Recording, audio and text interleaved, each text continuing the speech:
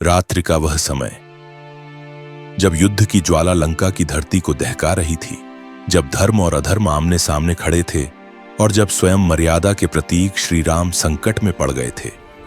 कौन सोच सकता था कि उस रात देवता भी असहाय हो जाएंगे और उस घड़ी भक्ति एक ऐसा रूप धारण करेगी जिसे ब्रह्मांड ने पहले कभी नहीं देखा था।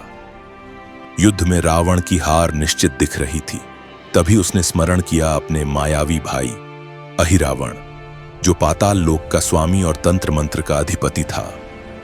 अहिरावण ने अपनी मायावी शक्ति से पूरी वानर सेना को गहरी निद्रा में डाल दिया।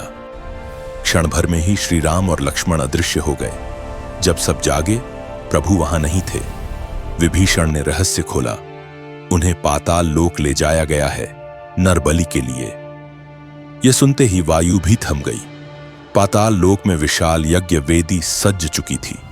अहिरावण ने देवी को प्रसन्न करने हेतु 5 दिशाओं में 5 दीप प्रज्वलित किए थे और उसे वरदान था, जब तक 5 दीप एक साथ नहीं बुझेंगे तब तक अहिरावण का वध असंभव है। एक साथ 5 दिशाएं, यह कार्य किसी एक मुख, एक शरीर, एक दृष्टि से संभव नहीं था। तभी पाताल के द्वार कांप उठे। वहां प्रकट हुए पवन पुत्र हनुमान।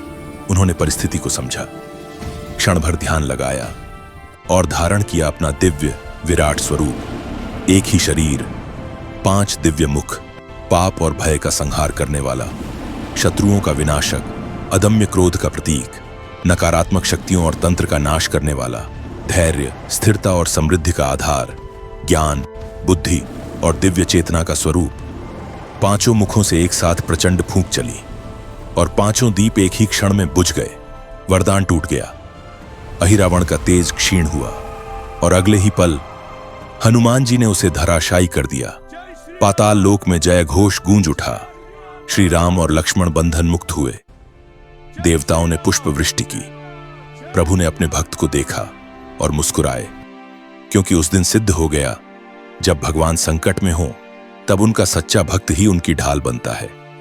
जहां राम है वहां हनुमान है, और जहां हनुमान है वहां भय नहीं टिक सकता। यदि आपके जीवन में भी 5 प्रकार के संकट हैं, भय, रोग, शत्रु, बाधा और अज्ञान, तो स्मरण कीजिए पंचमुखी हनुमान का।